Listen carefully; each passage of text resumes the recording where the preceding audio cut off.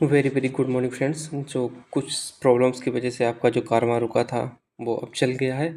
और ये कारमा इस लेवल तक का है कि आप आर ओ या ए आर ओ का एग्ज़ाम भी दोगे तो आप जित पॉलिटी यहाँ से पढ़ के गए। और नंबर एक, इसमें खासियत ये बात है कि आप जो चीज़ 10 घंटे में पाओगे अदर प्लेटफॉर्म, वो वहाँ पे आप 30 मिनट में पा जाओगे। तो इसीलिए हम इसी रूप में आए हैं कि एक भी क्वेश्चन बाहर ना जाए, जो भी पढ़ाएं तो उसी के रूप में चल रहे हैं। जिसके 2-4 दिन के लिए डिस्टर्बेंस हो उसके लिए माफ़ी चाहूँगा और आपका संविधान पूरा करा के ही छोड़ूंगा। और संविधान जो भी पिछले टॉपिक कराए ज़रा उनको करके आना और फिर कहना कि हाँ संविधान इससे बेहतर भी कोई करा सकता है। और हाँ, मेन चीज़ ये होती है कि पता है आप लोगों को कुछ भी कोई करा दे, अब इससे और ज़्यादा कंटेंट, बहुत ज़्यादा कंटेंट में कोई कमी नहीं। मेन चीज़ ये होती है कि क्या छोड़ा जाए और क्या पढ़ा जाए। आज के ज़माने में वही सक्सेस जो है सीख गया कि पढ़ने की बजाय कि क्या छोड़ा जाए। यदि छोड़ना आ गया तो सक्सेस हो जाओगे।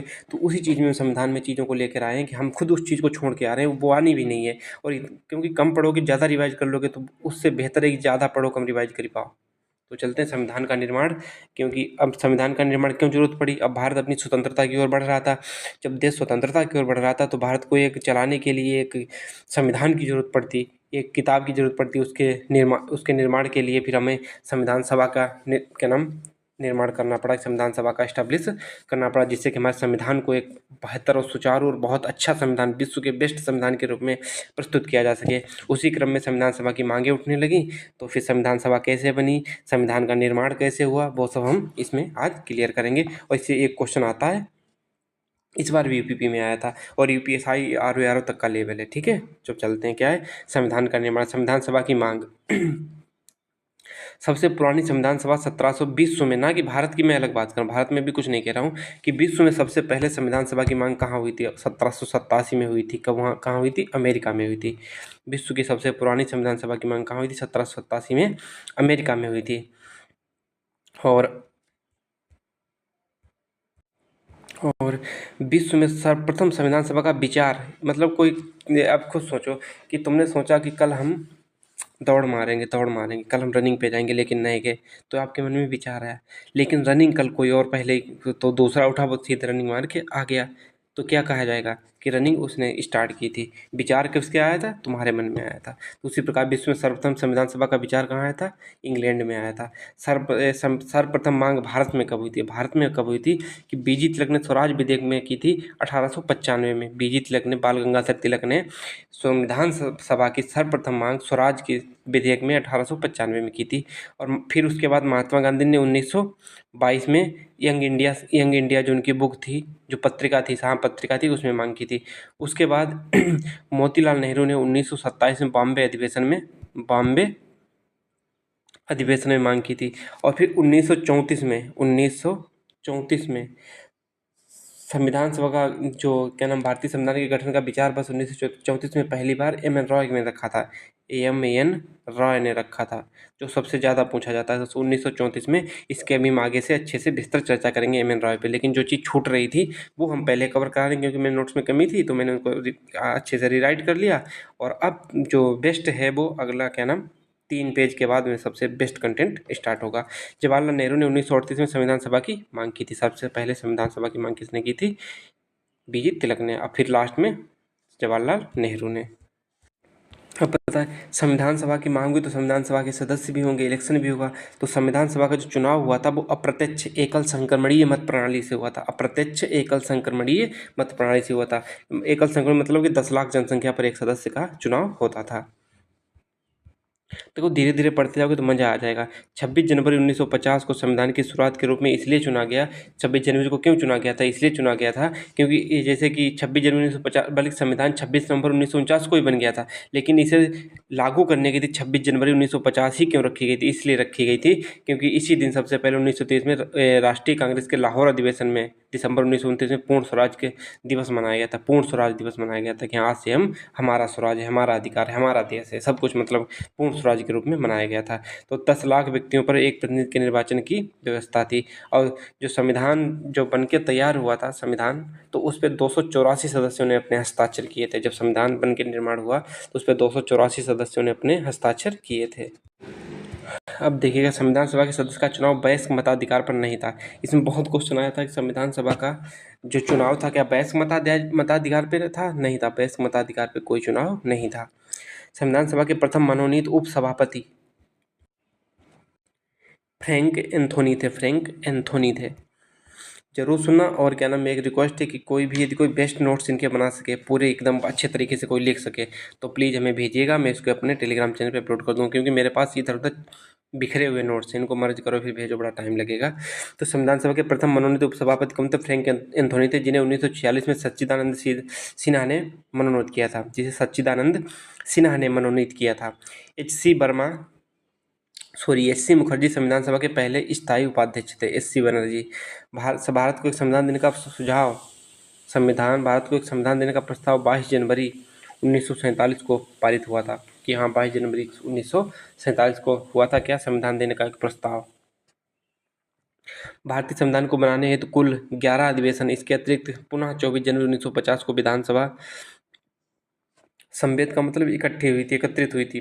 और इसका तो टोटल मिला के 12 अधिवेशन आप कह सकते हो कि संविधान सभा के निर्माण के लिए कुल टोटल 12 अधिवेशन हुए थे। देखिएगा, B.R. अम्बेडकर का संविधान सभा के लिए चुनाव बंगाल प्रांत के पूर्वी भाग से हुआ था। जैसे पूरा पहले बंगाल और क्या नाम भारत एक था, तो भारत के पूर्व में बंगाल था, तो वहाँ से क्या नाम इनका ये चुनाव होकर निर्वाचित होकर आते थे भीमराव अम्बेडकर।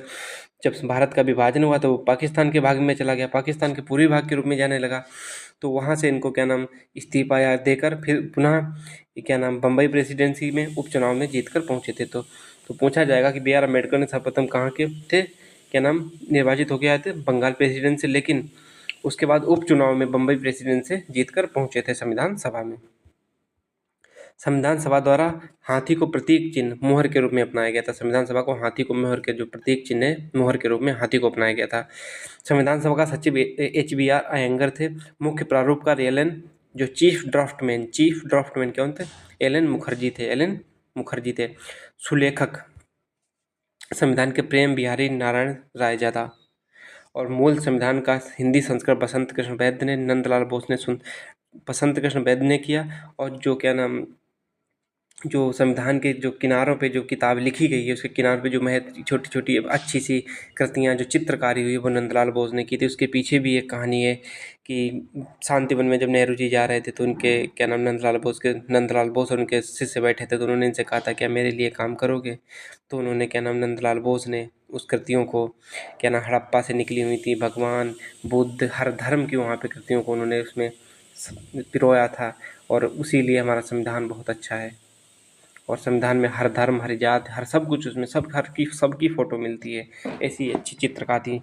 और इन्हें अलंकृत या ज्यामितीय रूप दिया था। किसने दिया था? नंदलाल बोस ने, जो नहीं चित्रकारी क्या नाम ऐसे करके संविधान था, और इनके किनारे पे जो क्या नाम ऐसे था, इन पे क्या नाम किसने दिया था? नंदलाल बोस ने चित्रकारी की थी। अब बहुत अच्छे से चलते हैं, संविधान सभा का गठन कैसे हुआ, क्या हुआ, सब कुछ बहुत अच्छे से चर्चा करते हुए लास्ट तक पहुंचेंगे। और फिर कहना कि यहाँ संविधान के जो सभा का गठन के रूप में कोई भी क्वेश्चन आएगा तो आप लोगों से कभी हट ही नहीं सकता। आप कोई भी बुक उठाइएगा, आप प्रीवियस से उठाइएगा, आपसे यहाँ से क्वेश्चन होगा। ठीक है, तो चलो हम स्टार्ट करते हैं कि भारतीय संविधान सभा का गठन। भारतीय संविधान की सभा की प्रथम मांग मैंने पहले बता रखी थी, लेकिन जो एक ऑफिशियल मांग एक अच्छी तरीके से सबसे ज़्यादा मानी जाती है, पूछी जाती है जो मांग, वो M.N. रॉय ने की थी। 1934 में की थी भारतीय संविधान सभा की प्रथम मांग 1934 में की थी। किसने की थी? M.N. रॉय ने की थी। किनका नाम क्या था? M.N. रॉय।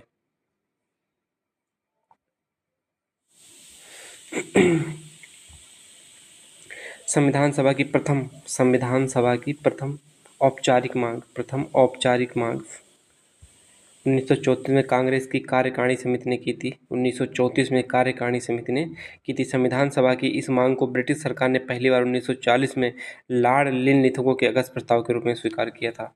जो 34 में मांग हुई थी, जो 1934 में मांग हुई थी किसकी, क्या नाम संविधान सभा की, तो इसी संविधान सभा की मांग को लॉर्ड लिनलिथगो ने 1940 में अगस्त प्रस्ताव के रूप में स्वीकार किया था।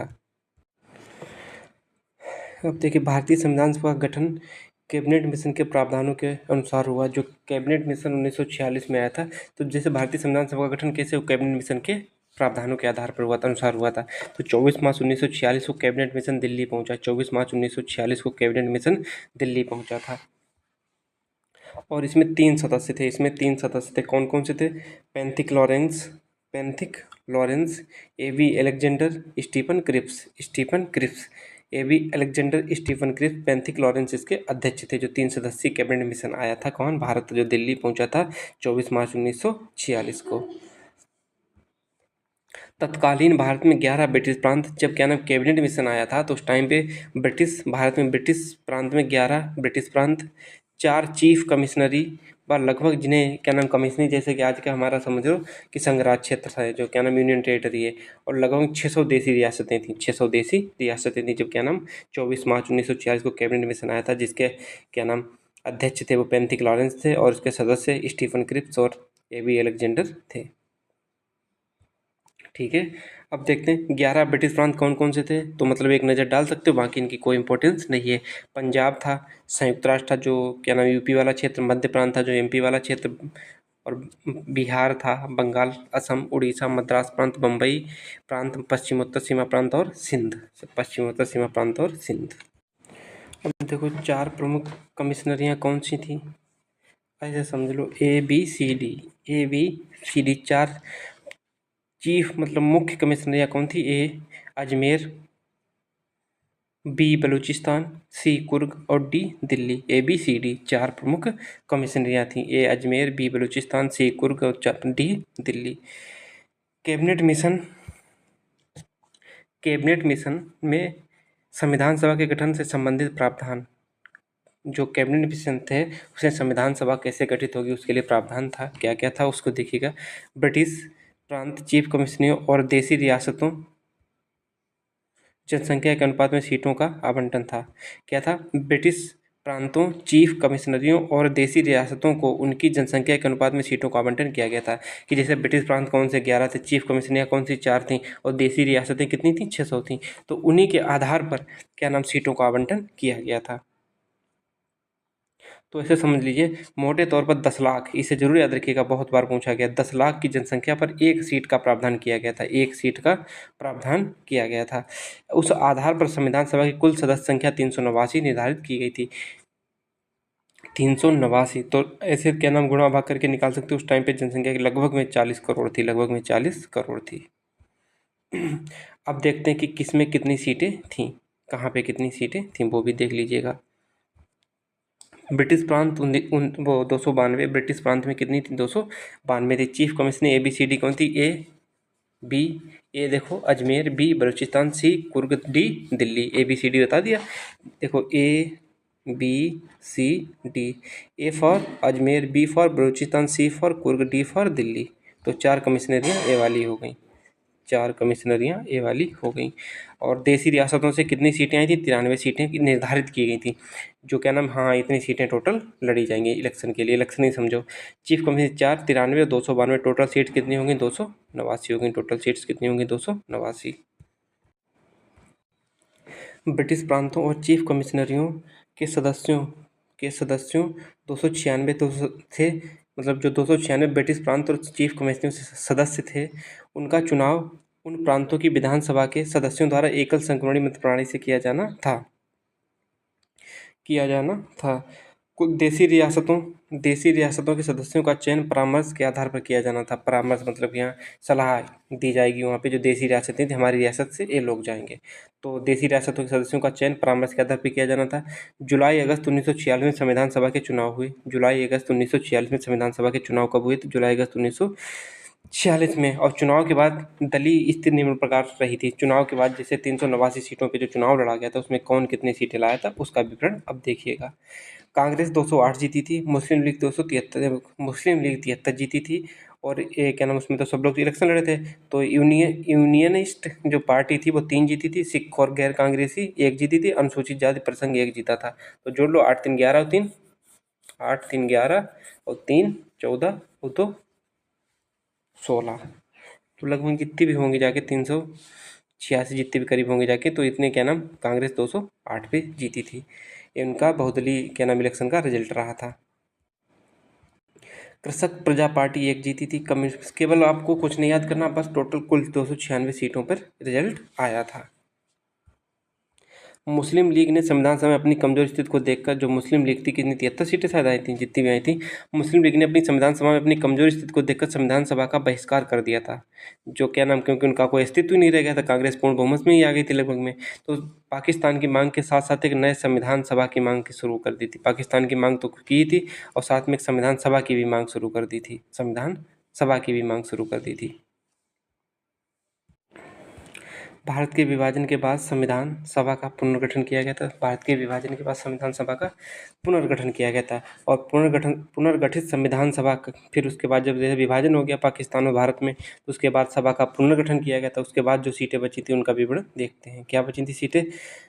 ब्रिटिश प्रांत में सदस्य संख्या 226 रही थी। ब्रिटिश प्रांत जो क्या नाम, जो सेंटर वाला था। चीफ कमिश्नरी 3 बची थी और बलूचिस्तान क्योंकि पाकिस्तान में चला गया था तो 3 बची थी और देसी रियासत 70 बची थी। देसी रियासत 70 बची थी। तो कुल कितनी बची थी? 202 ऐड करना पड़ेगा, 299। हाँ 299 बची थी। ठीक है 299,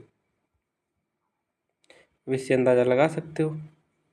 अब आगे चलते हैं। संविधान सभा में सर्वाधिक सीटें कहाँ थीं? संविधान सभा में सर्वाधिक सीटें कहाँ थीं? सर्वाधिक सीटें ब्रिटिश प्रांत, संयुक्त प्रांत, जो क्या नाम ब्रिटिश प्रांत जिसे संयुक्त प्रांत भी बोलते थे और संयुक्त यूनाइटेड प्रोविंस जिसे उत्तर प्रदेश बोलते थे, प्रेजेंट में बोलते हैं, वही क्षेत्र था। तो 55 सीटें कहाँ दी गई? यूनाइटेड प्रोविंस को दी गई, संयुक्त प्रांत को दी गई, ब्रिटिश प्रांत को दी गई।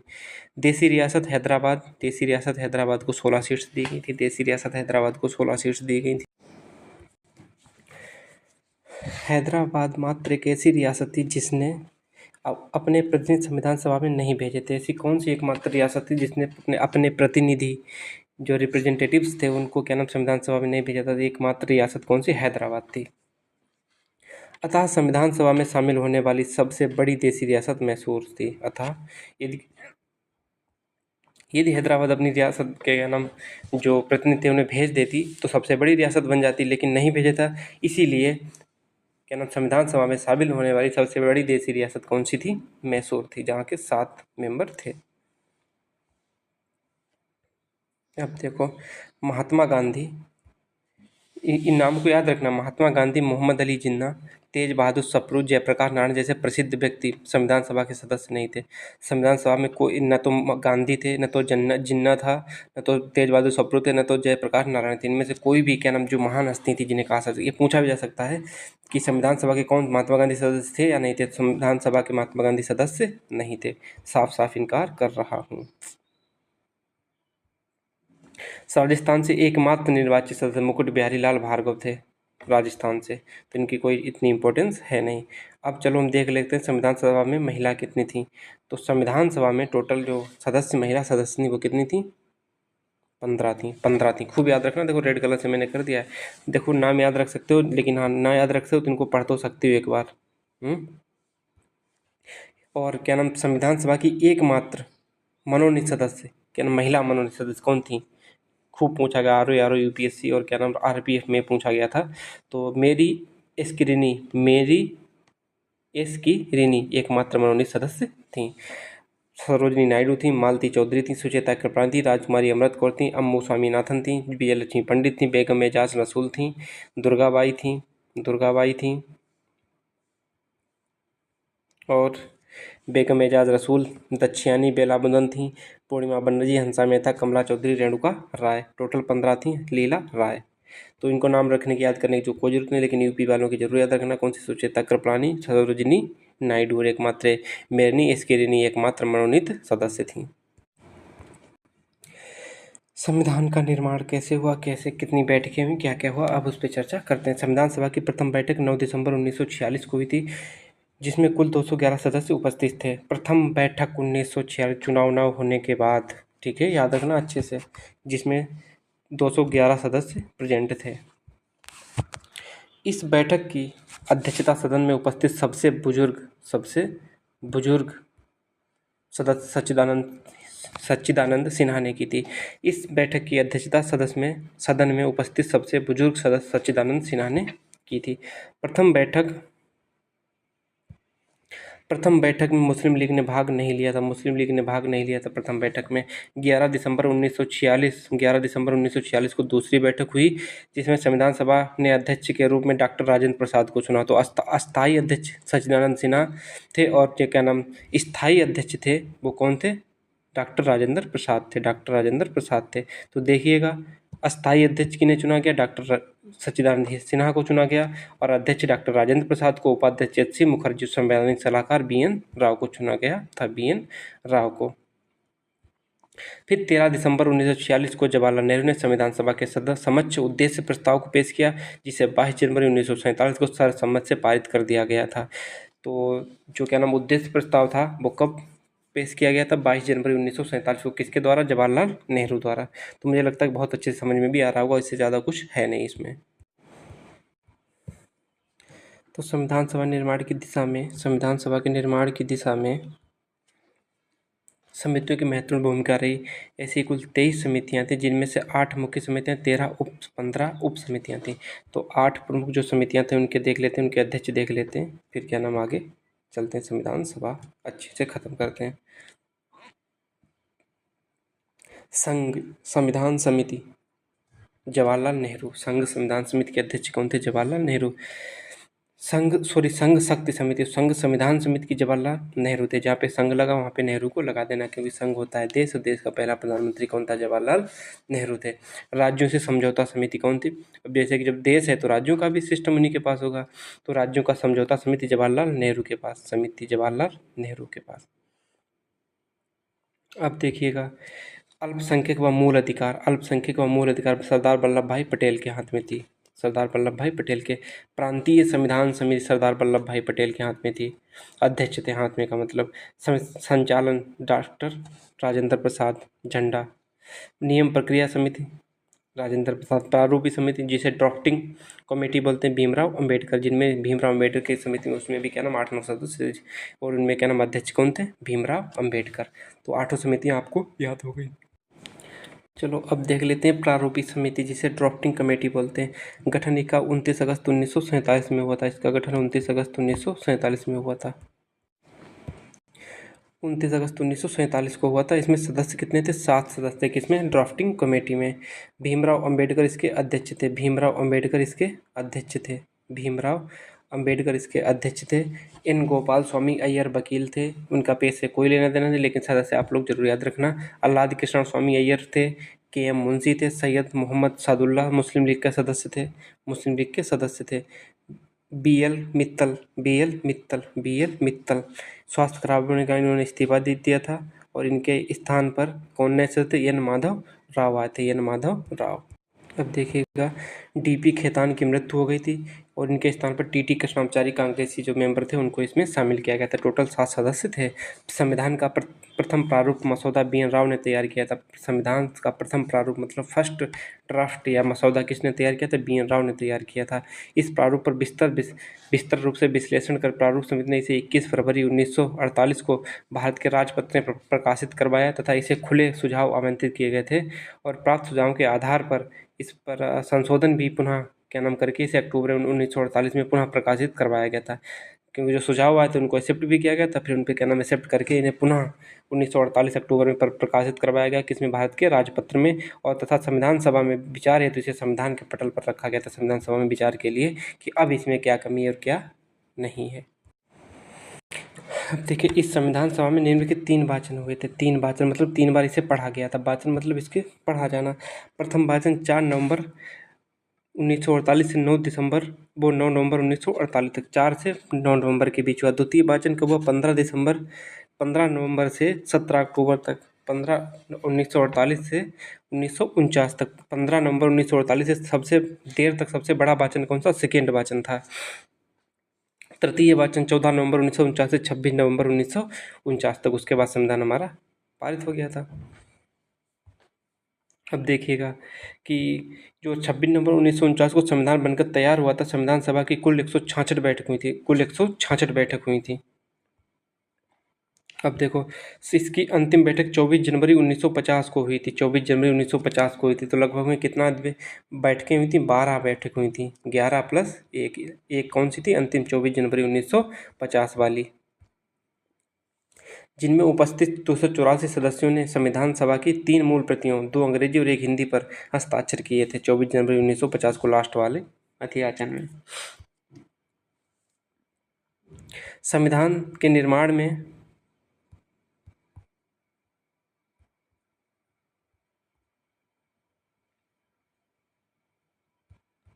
संविधान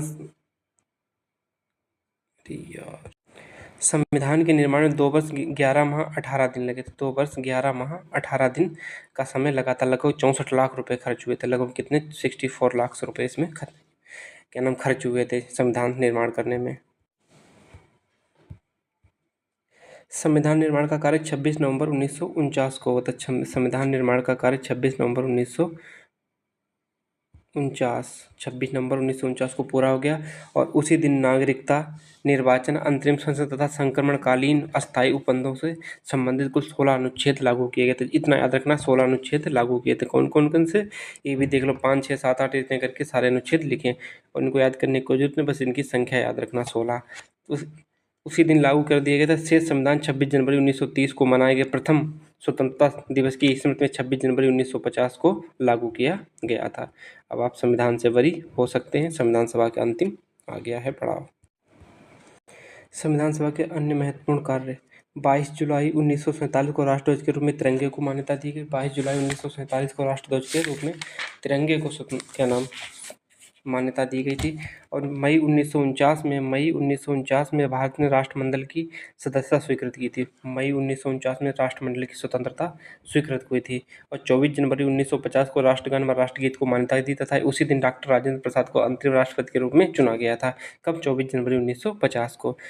संविधान सभा के अंतरिम संसद के रूप में, संविधान सभा अंतिम संसद के रूप में क्या क्या हुआ था? संविधान सभा ने भारत की आज़ादी से लेकर प्रथम संसद के चुनाव 1952 जो हुए थे, 1952 में प्रथम लोकसभा के चुनाव तक अंतिम संसद के रूप में कार्य किया था। और प्रथम बैठक 17 नवंबर 1947 को हुई थी। वो अंतिम बैठक 17 अप्रैल 1952 में हुई थी। संविधान सभा की प्रथम बैठक 9 दिसंबर 1946 को हुई थी, और अंतिम बैठक 24 जनवरी 1950 को हुई थी। और क्या नाम, जो अंतरिम जो वो बनी थी, जो मंत्रिमंडल, प्रथम बैठक उसकी 17 नवंबर 1947 को हुई थी, और अंतिम बैठक 17 अप्रैल 1952 को हुई थी। ठीक है, तो अंतिम संसद का अध्यक्ष गणेश वासुदेव मावलंकर थे, जीवी मावलंकर जिन्हें बोलते हैं।